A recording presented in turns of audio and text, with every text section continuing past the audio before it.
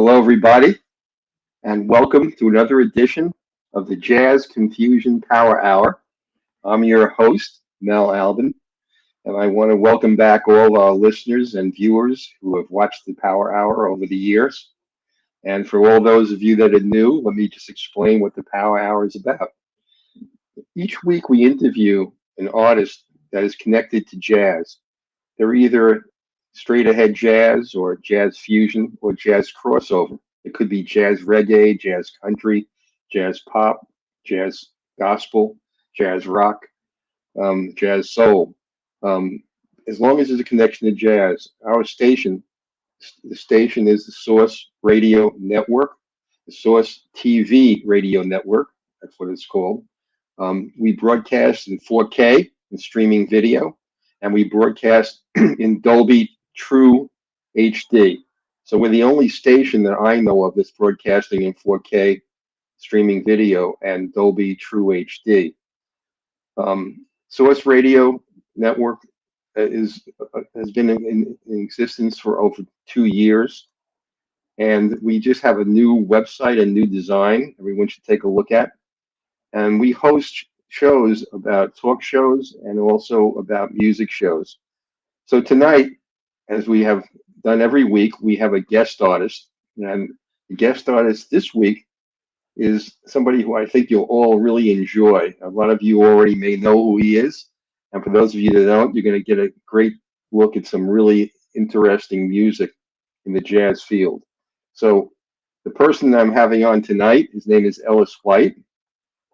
And Ellis is a contemporary jazz international recording artist. He's from St. Augustine, Florida. And he does smooth jazz with a Latin flair, a little bluesy, a little funky. He's a recording artist with Polyphemus Records out of the UK. And he has also performed on stage with some really illustrious persons in the jazz and music industry. That includes Blake Aaron, Chick Corea, Snarky Puppy. It includes Damien Escobar, Layla Hathaway, Maysa, and many, many more. So, without any further ado, let me bring our guest on, introduce you to Ellis White. Ellis, Hey, good everyone. evening. Hey everyone, how are you doing? Great to have you on. Thank you.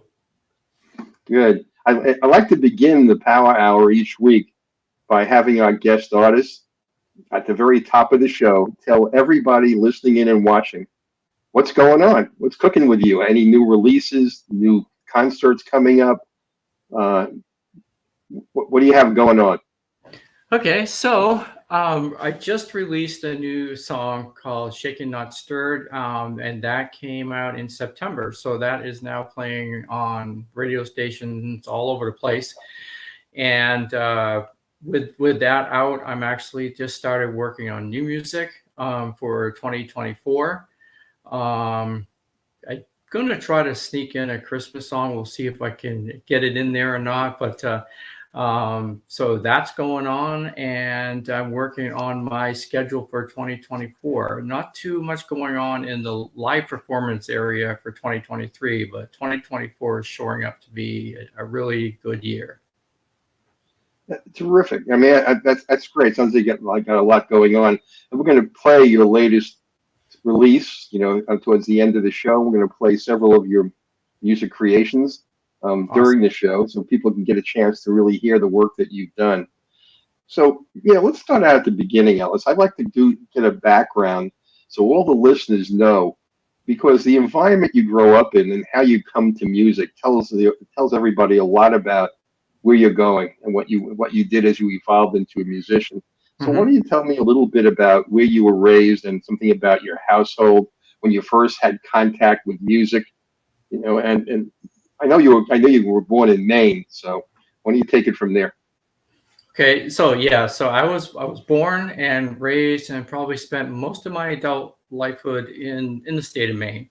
I have been subject to music playing in the household ever since I was little, and always had an interest in music. And my parents tell me that actually they were at an event one time, and there was a song that came on. I think it was like a twist type of song, and I just disappeared and was up in the middle of this event doing the twist. And so music has always been in my blood, I guess. So and I was subject to all kinds of music. I mean, depending upon if it was my parents or grandparents, uncles, friends. It ranged anywhere from country to rock to blues to big band to you name it. I've heard it all over the years. And I think that had a real big influence of, as I grew up to actually venture into a career in music.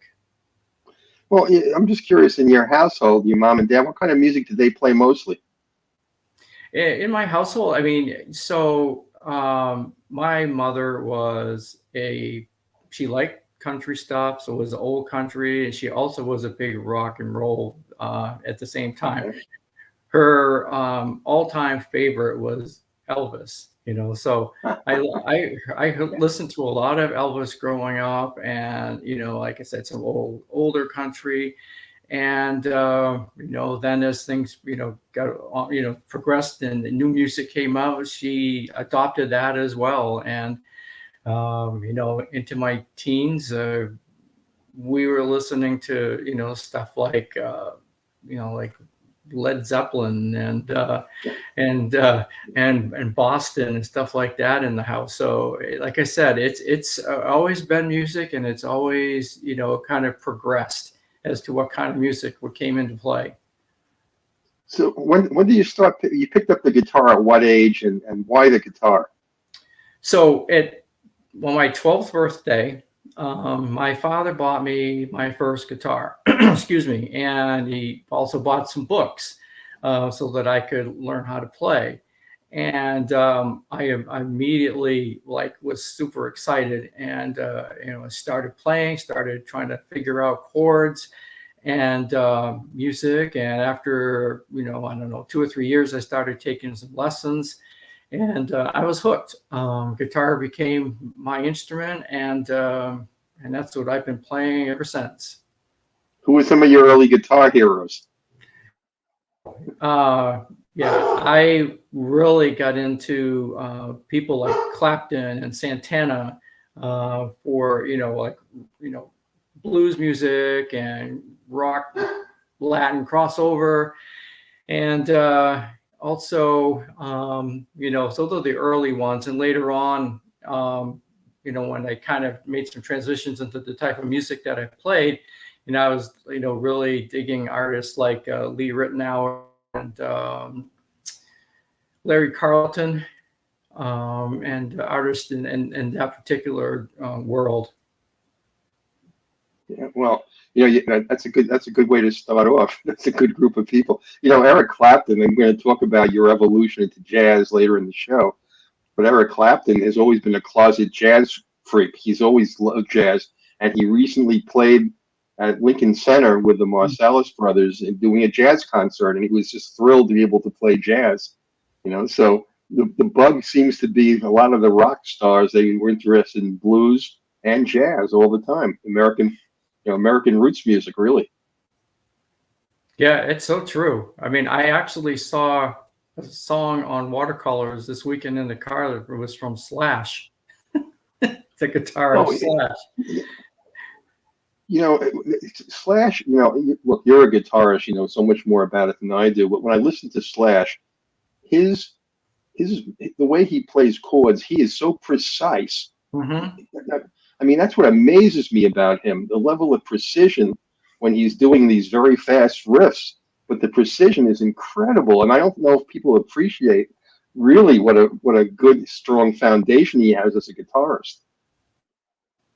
No, they don't, but it's amazing. Yeah, it truly is. Tell me a little bit about, you were living in Maine.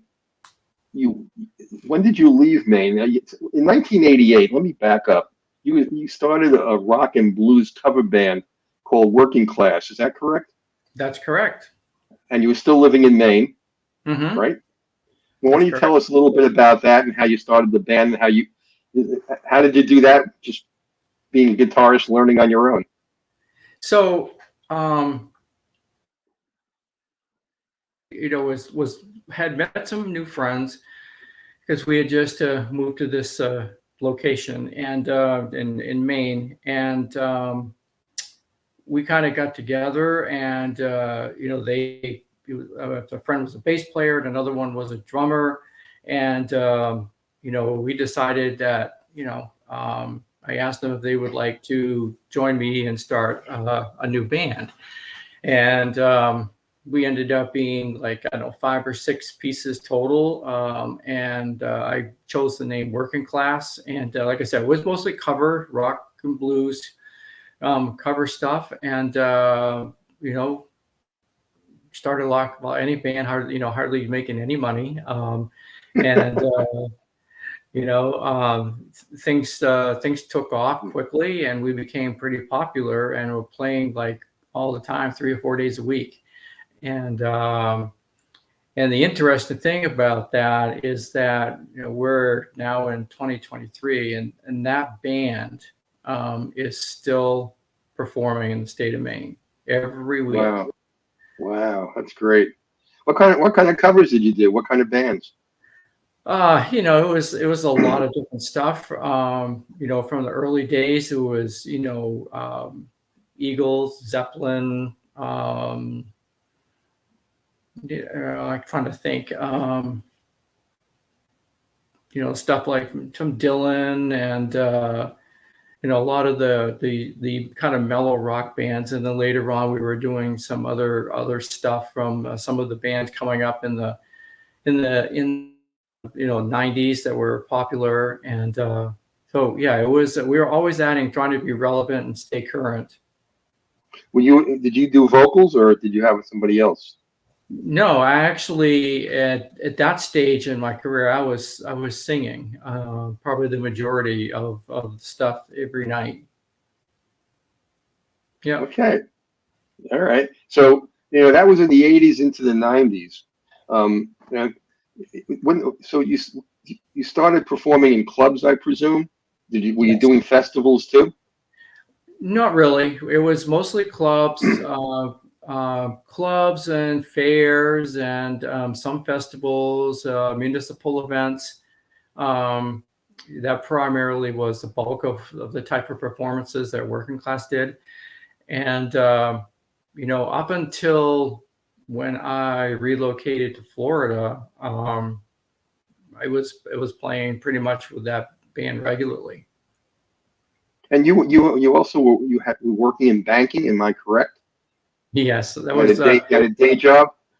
yeah. I was one of those people that I guess both sides of the brain worked, the right and the left.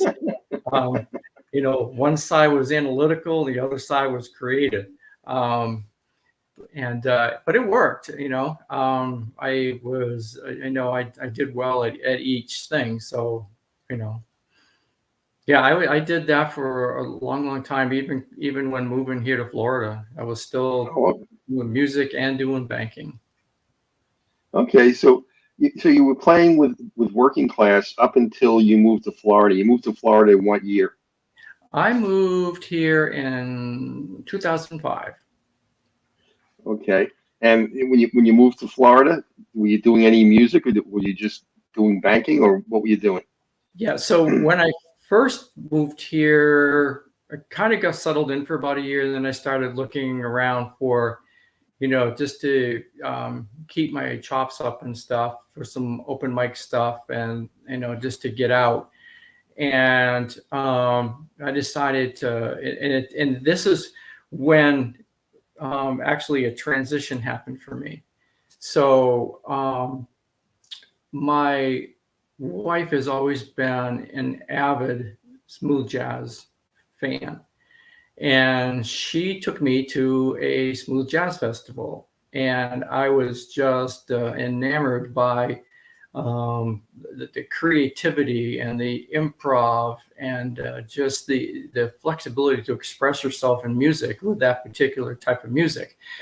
And so I took some time and kind of studied that for a bit, and then put an ad out for some players, found some really good people. We gelled, and I created a group around 2010, yeah, to call Catch the Groove, and we had a really good run, and doing contemporary jazz, and and that was the contemporary jazz that I do is kind of a mix of all kinds of music genres. You hear some blues, you hear some funk, you hear some rock, you hear Latin, you hear a lot of different little nuances of other types of music in there. But you also do smooth jazz also, is that correct? Yeah, it's smooth jazz is the main component, but you hear these Right. other elements in the music. Yeah. Right. I had one of the original groups that started in smooth jazz in the 70s. I've had on Pieces of a Dream on this show, and they always talk about the great Grover Washington, and who really started a lot of the smooth jazz music. So this show, the Power Hour, has had a tradition of really having very deep roots with the smooth jazz music community from the 70s, 80s, and 90s, and now we have you representing smooth jazz in Florida in the early 2000s. So it's great. Now in 2010, from 2005 to 2010, what were you doing in terms of music before you started the band? You doing anything? Yeah, I mean, I had put together a little trio probably in like 2006 or so. It was kind of primarily vocals, guitar, and saxophone. But that consisted of a lot of different types it was pretty eclectic. It was, all across the board, and it did include some jazz music. And kind of that went on, and I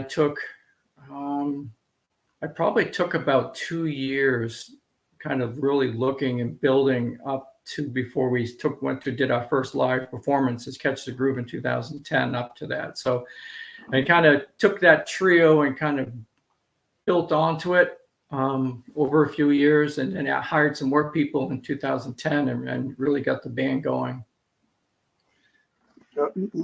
I'm just kind of curious. How did you get gigs? You were promoting yourself. You weren't attached to a record label, so you're doing your own promotion. Yeah, not at that point. I was doing all my own promotion, everything. So how would you do it back in those days? How did you just go into different clubs and just introduce yourself, or what did you do? Yeah, I mean that's what it took. It would be if I could go physically going in and seeing them, or calling them, or sending them an email, whatever the case may be, and constant follow. We had put a little demo together. That's what I was going to ask you. A demo. Yeah, a little demo together, and so a bio, kind of on the group as a whole, a little bit about each one of us, and a picture, and that's what I kind of toted around and sent around to try to get work. And it was. I remember the first place that gave us, as a whole big group, the opportunity to perform was a club in Jacksonville, Florida, called Jazzland Cafe, which is no longer here.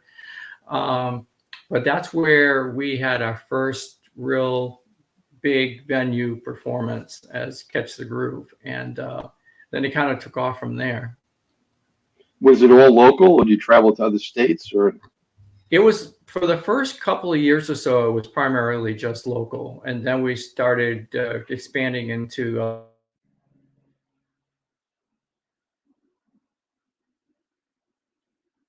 I lost your voice, Ellis. I think I've lost Ellis. He's frozen. It must be a Wi-Fi issue. Can you hear me? Now I can. Okay, I can hear you now. Okay. Sorry about that. That's okay. So, yeah, I mean, we started to expand into other parts of Southern Florida and into Georgia. And it was just about near COVID when things really started to ramp up. And we had a European tour booked for for 2020, and it was up to probably 2018 to 20 was probably the most performances we had really ramped up and been booked. And of course, then COVID came along, and our biggest year, on record for us was kind of wiped out in an instant. So yeah, it was it's a transitional period for so many artists, whether they were top 10 or whether they were doing just local gigs. It just changed everybody in the music industry's career suddenly. I mean, it came to a screeching halt. So that's understandable. But I'm curious, and this is a question I wanted to ask you. I know in 2017 you had your first LP. Mm-hmm. Why did it take you so long, all these years, to cut an LP? That's a good question. And part of that was trying to get the other parties involved to kind of, I guess, get on the bandwagon. And it took 2 years. Started it in 2015. And we finished the project in 2017 when it was, released in October of that year. And but up until that, it was, I guess that everybody needed to wait till they felt that they were ready, because that meant another big step, and that meant bigger shows and bigger shows, traveling, more responsibility, and I think there was a little bit of a fear factor maybe involved with that, and that finally got overcome, and 2017 we released that, and it was the best thing we ever did. I mean, that's a lot of years of stage fright. I know. Yeah. I was wondering about that because I was reading through your bio and listening to your music. I was wondering, geez, when starting in 2017, that your LP was tracking. You had songs out, and it was getting attention. And I was just wondering, why all those other years from 2005 on, and you waited till 2017 to turn out your first CD. I mean, it's worth the wait. It's a great piece of music. We're going to play some of that music. But I know it reached number 17 on the smooth jazz charts. Is that right? That's correct. One of the tracks did. Yep. And which track was that? Which track was it? Do you remember? The track was When I See Your Smile. Okay. Was that from the Smile in Paradise? Yes. Yes. Okay. You see. All right. And were you surprised that it turned up as number 17? How did you feel about it? I didn't really have any. I had hopes, but no great expectations. And to have a debut thing come out, and without much time passing, get onto number 17 on a Billboard chart was pretty amazing. That was a big boost of confidence, that hey, we did this and we did it right, and we can do it again. So on the business side, how'd you get the recording to the radio stations? So that project was pretty much self-financed by myself. And hiring most of the musicians that I played live with, I utilized just to some extent. Some were some studio players, depending upon the song. And at the time, I utilized a really good arranger engineer. His name was Torrey Harris, and he was in Georgia. And I worked closely with him to get this thing recorded and produced and get it out, and worked with an agency out of Tampa, Florida, owned by a really brilliant individual by the name of Kim Giles. And she helped with all the budgeting and the promotion and the marketing. and do the artwork for the CD and getting all the other pieces in place, making sure everything was copywritten correctly and registered. And so it was a lot of people involved, but we got there. Yeah, I'm curious. Were you ever approached by a record label, or ever had any interest in being part of a label? No, we never did. I would have always had interest. I just after the success of Smiling in Paradise, there was a thought process there that maybe we should explore this a little further, and look for a label. And it wasn't an intense search, but we did keep our ears and eyes open for opportunities. Yeah, well, you signed with Polyphemus Records out of the UK. Mm-hmm. It's one of the best independent labels that are out there.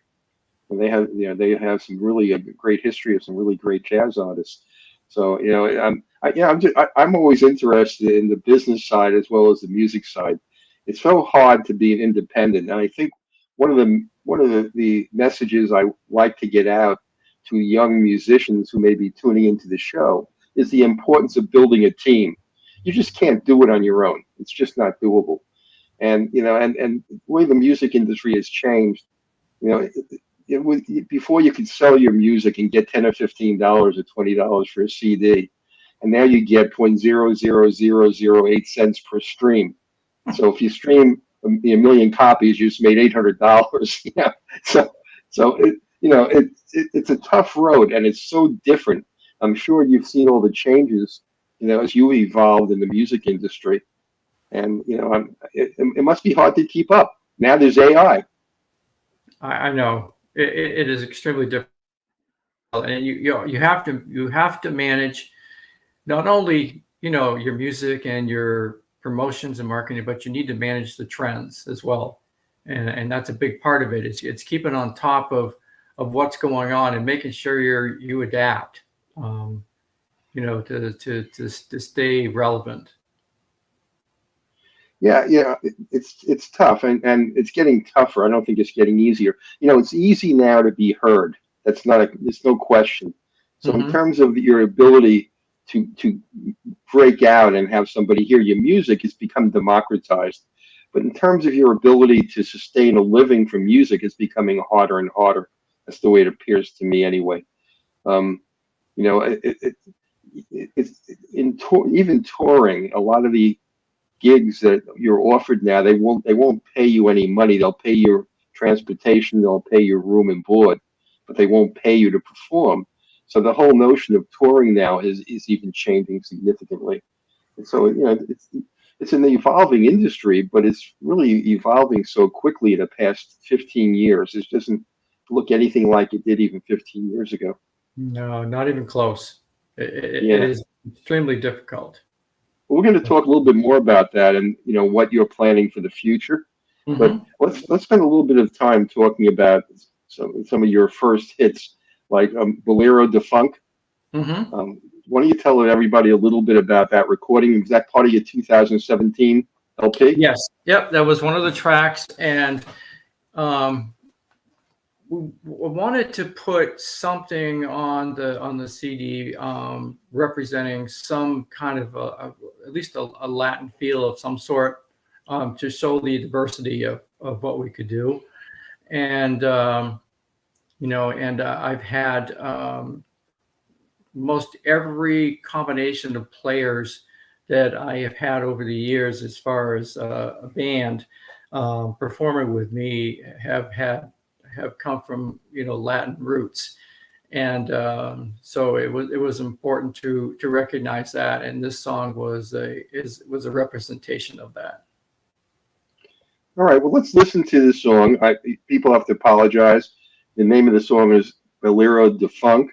Somehow the lettering got changed a little bit, but we'll listen to this, and then we'll be back with you in a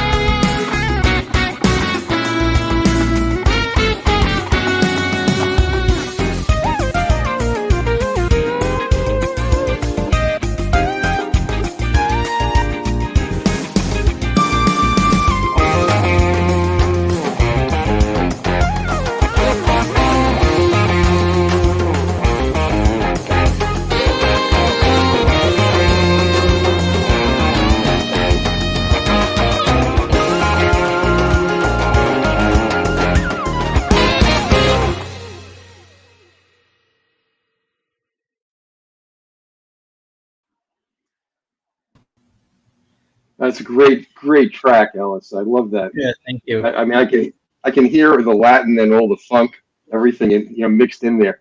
Mm-hmm. Who's playing on the horn? Who was the horn player?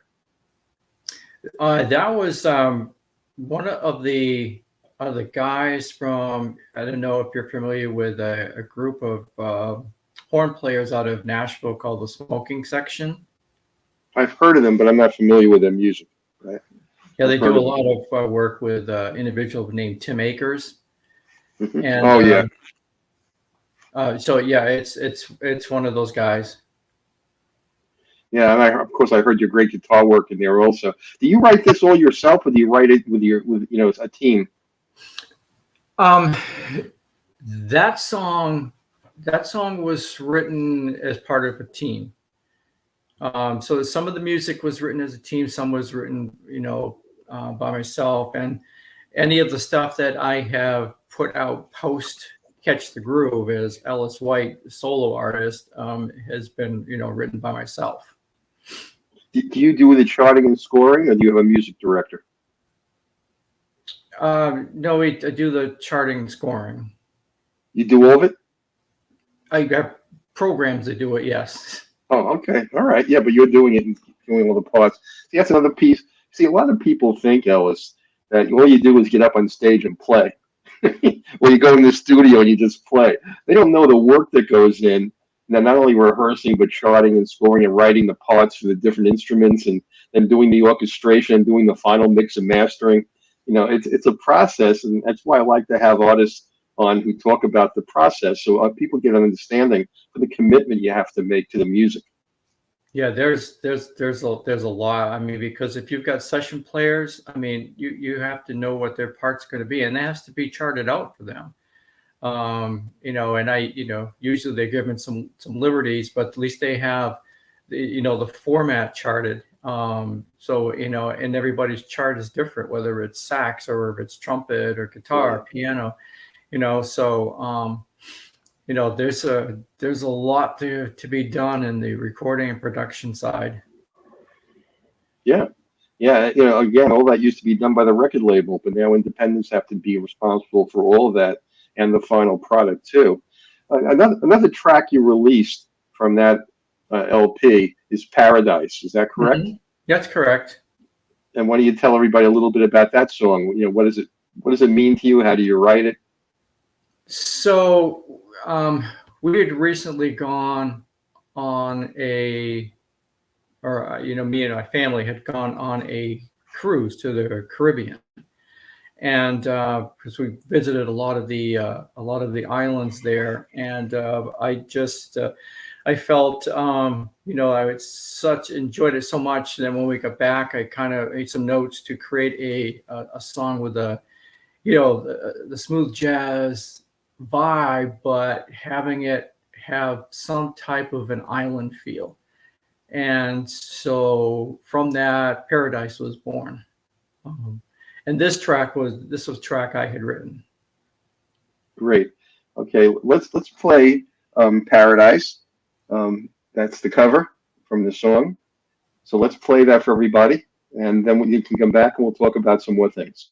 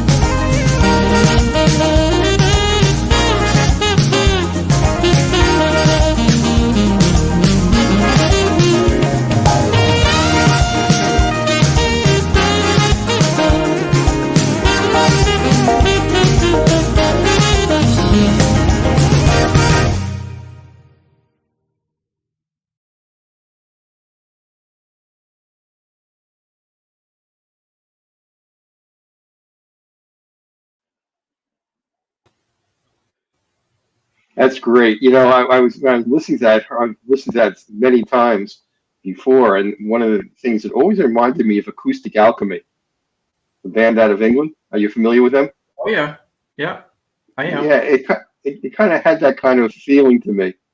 It's a great track, and that's done with the same band same session players. Yes.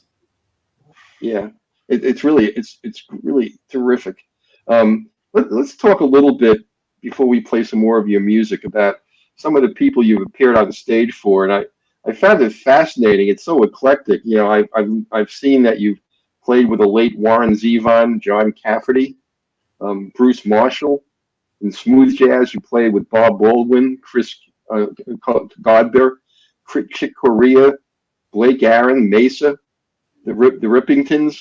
I mean, you played with so many different kinds of bands, in so many different genres. Which of these performances that you did on stage with one of these artists, which particular one stands out in your mind as being special, and why? Uh the I think I'd have to say, I mean, it goes all the way back to opening for Warren Zevon many, many years ago. I mean, he was just a amazing individual. I mean, just down to earth and kind, and and then happened to having get called back up when he was performing to perform with him was an honor. Um, Wow. that was probably the most memorable. A lot of these artists I've, was pleasure of being, in the same festivals or venues, and either playing before or after, and got to really, hang out with these people backstage, during the course of the shows, and that one to me stands out the most. Werewolf of London was a classic that Zevon did, as well as many many other tracks. And he was discovered by what's her name, Linda Ronstadt. She was the one that discovered him. Yeah, that's right. Yeah, Hmm. yeah. But that must have been really memorable. It was really tragic. It was so sad. They I passed know. from brain tumor. Yeah. And I remember his last show when he was on David Letterman, last public show he did. So that must have been really interesting for you to hang out on the stage with him. Yeah, he was really cool. Let's. There's one person I left off from talking about the list of people you perform with for a reason, and it's Dr. John. And like, I had a reason for doing this. I know you do jazz, and Dr. John started out in New Orleans as a jazz musician, but Hmm. he ended up doing jazz, blues, funk, R&B. I mean, he did psycho jazz. I mean, he he he was so out there, so unlike anybody else. What did you follow him a lot? Did you pick up anything from him? Yeah, he has a, oh, I don't know how to say it, but he has this very different approach to playing music and performing. And if you listen closely to him perform, you can pick up on that. Um, and it just and he is just probably one of the most relaxed individuals as far as performing goes, with his instrument. And so those were, some of the takeaways was, to be chilled, be comical, and don't be afraid what anybody is gonna say about you. Just be you. And that's what I take away from Dr. John. He once gave an interview to Rolling Stone, and he said something I thought was so funny. He started out by saying, "There's nothing new that I do. I learned it all from the masters. The only difference is I do it wrong." I thought it really typifies his style. Mhm.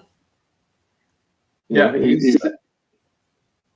Yeah, he's not afraid to be different, you know. no, So no, yeah, that's where I was going to go with my next question. I just brought him up, but I'm just curious if you could work with any artist from any period, whether it's a songwriter, whether it's a musician or a singer or a combination of those, from any time, who would that be? Who would you like to have really work with?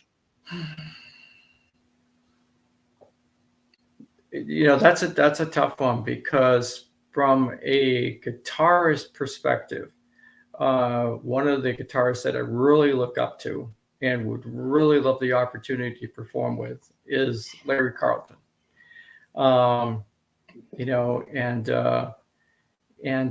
know, and from you know, so it's kind of a twofold answer because there isn't just one person, and the other person is the you know the immortal. I mean, just the vocalist and bass player Paul McCartney. I Oh, mean that. You know, so I've got two different ends of the spectrum, but I you know thought about that question, and it's like I really have to answer it two ways. okay, that's a great answer. It's an interesting mix, you know. Also, and you know, McCartney was a bass player, but he also was a guitar player like you, Yes. Yeah. and and a keyboard player. He's a He plays it multi-instrumentalist. all, but you Yeah, know. yeah. Yeah, you know, one of the people that you know that when I think of multi-instrumentalists, I think of a couple of people. Brian Culbertson, who's been on our show, plays at least 10 different instruments, and of course Prince on his first LP played every instrument. Yes, every single instrument. That's correct. Yep. Yeah. Do you play anything besides the guitar? For me, I play guitar and bass. Um, so pretty much those two are where I've been sticking to. A Great. I long mean, time, way back in the you know and school days, you know, elementary school, high school, I played trumpet, but I gave that up, and just when as soon as I got the guitar, and it was all over. you know, a lot of musicians that I've had on this show talk about how they chose their instrument, and I had on Jeff Bradshaw, and he was talking about how he chose the trombone, and he said he was going to join the school band, and the bandmaster asked him, the band instructor said, "What instrument do you want to play?" And he said, "Guitar." And he said, "Sorry, it's already taken." And he said, "What do you want to play next?" He said, "Drums." He said, "That's taken." And he said, "Well, what's left?" He said, "The trombone." So that's how he became a trombone player, That is awesome. isn't it? And that was his instrument for the rest of his life. You Hmm. know, so you know, it's interesting how people you know make those decisions about what instrument they're going to play. It's never the same story. It's always different. Yeah, So tell me, go ahead, I go was ahead. saying, I think in a lot of cases, you know, I've heard people tell me that kind of almost the instrument chose them. Yeah, yeah, I think it's true. I So, think it's true. And we have we have several guests who are starting to make comments. Here's one from Charlotte Lucas. She's really enjoying the show with you. So, oh, cool. hello, Hey, Charlotte. Charlotte. So, you know, what I wanted to do now is to play another song from your from the LP that you had did another one in 2022. Is that correct? Yeah, I released a single in 2022. Yes, keeping it real. Okay. Yes. And why don't you tell us about that? And why just a single, not another LP? Okay, so this was the whole COVID transition scenario. You know, so from 2020, with nothing happening, to 2021. So from 21 to 22, I made a decision because a lot of the people that I was playing with regularly, you know, decided to, you know, had to do something different, and a few of them moved out of town to different locations and chose different things to do. So I decided to go the solo artist route as Ellis White. And in so doing, you know, a lot of things changed. And with COVID, I wrote a song, and it's like, you know, I've got to keep all of this real. I've got to keep the budget real, and everything has to be, put together right. And so the name of the song, Keeping It Real, was born. Terrific. Well, look, let's play Keep It Real for everybody. Let me bring on the, let me find your nice picture here of there it is. Here's the cover. And we'll play that, and then we'll be back in another minute, and we'll talk a little bit more about your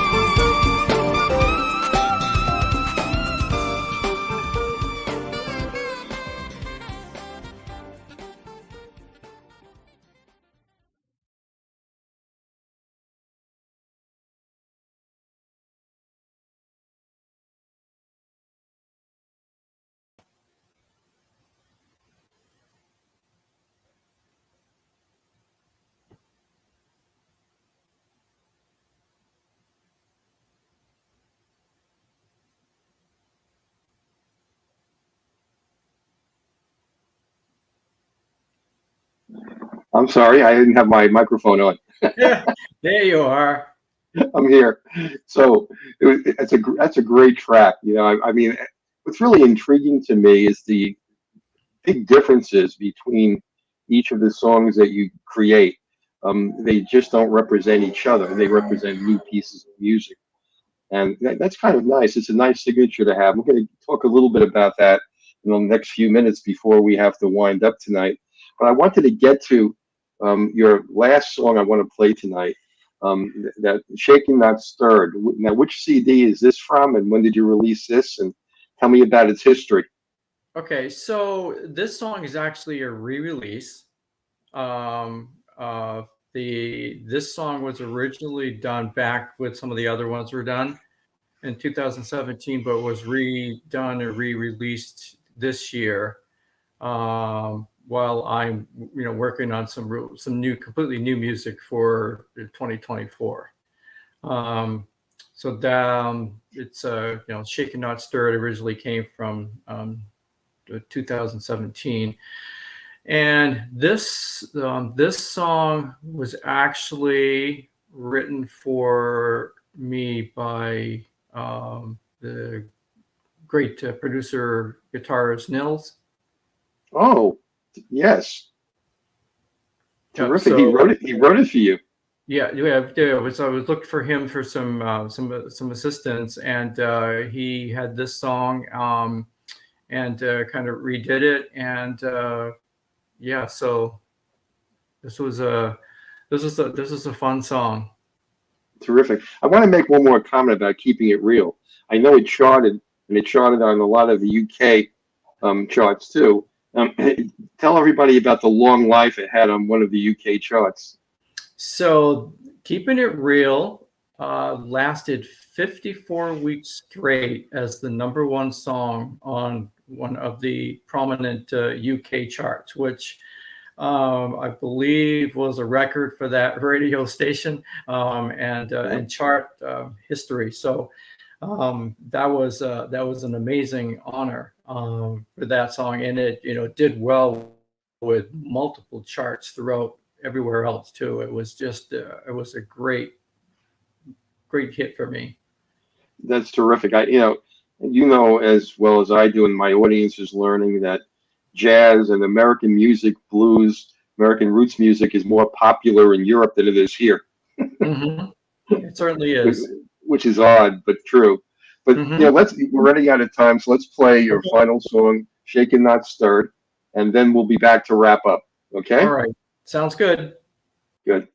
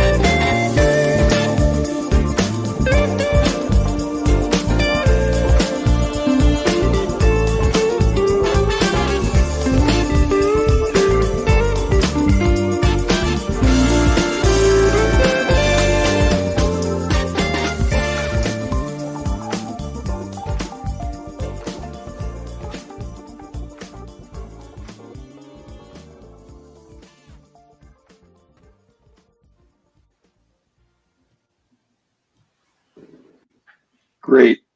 That's a fantastic song. Appreciate it. Thank you so I much. really enjoyed. I really enjoyed the whole night with you. You know, we're right at time.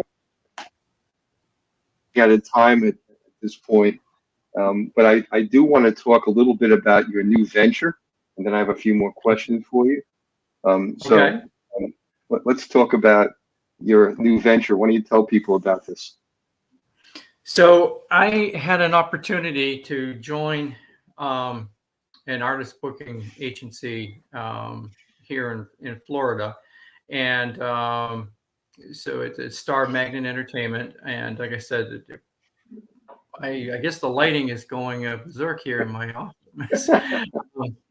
But yeah, so I mean, they offer all kinds of different services for artists of all types of venues and genres, and I will primarily be handling genres that I am used to, like smooth jazz, blues, etc. And as they expand their services and expand their company, so the goal is at some point to start this on my own at some point in time. But right now, I'm learning a lot and helping them out. And so if any, if you know of somebody that needs some services, give us a call. Terrific. I want, I wanted to be able to have you tell people that, musicians have multiple talent and multiple careers.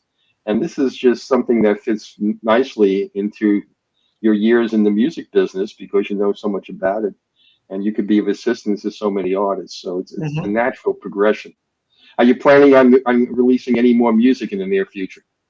In 2024, yes, I have a handful of songs that I am fleshing out right now and developing to record, and I'm hoping for late spring, early summer release of that. So Terrific. I know that you have a lot of touring scheduled already. Whoops, wrong one. That's this one. You're going to be on tour. You want to tell everybody about some of the dates you have lined up for 2024? Yeah, so a lot of the dates I need to update it because some of this stuff has just been finalized, but my website will be up to date here soon. There's actually a couple more cities that have been added to that, and one of which is in Canada. Actually, a couple of dates in Canada, one in Ontario and one in Vancouver. But they range from, I think the first one is in March all the way up through December of 2024. And I can't recall the individual dates at the moment, but keep an eye out on the website, either catchthegroovemusic.com or elliswhitemusic.com, and for updates on the finalized dates for some of these performances. Wonderful, Ellis. Before we leave, I just want to have a couple more brief questions for you. What would you like your fans and our listeners? We've had over 71,000 people tuning in tonight.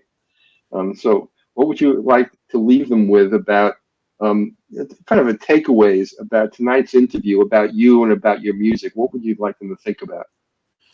So, as far as the music goes, you had made a comment earlier about how all the different types of different songs are kind of different. They don't follow a pattern of sorts, and that is one of the positive feedbacks that I have gotten from multiple people as to why they kind of gravitate towards what I write and produce. On stage, when I'm performing live, I am always sharing the spotlight with whoever the artists are that are performing with me. I give them ample time to step out and shine with their instruments. And the only other thing I would say is, if you are a musician, and I know it's, and if you're struggling, just stick with it. Stick with it. continue to be you, and keep going forward and make good music. Terrific. That's great advice for any young musician in today's market, especially. Just following up on what we were just talking about, the fact that your songs are always sounding different and fresh, and I think that's what people really appreciate a lot about your music. But what would you say differentiates you as a jazz artist from other jazz artists working in your same genre or subgenre? Is there anything that you can talk about that differentiates you that's unique? Well, I'm for me. I mean, I think part of it is that I have played multiple types of music over the years, and I bring and integrate those different styles into the smooth jazz world. So I take a smooth jazz foundation, and I add things that have elements of it could be R&B, blues, funk, Latin. I integrate that into the music to give it just a little something different, and I try to keep things diversified all the time.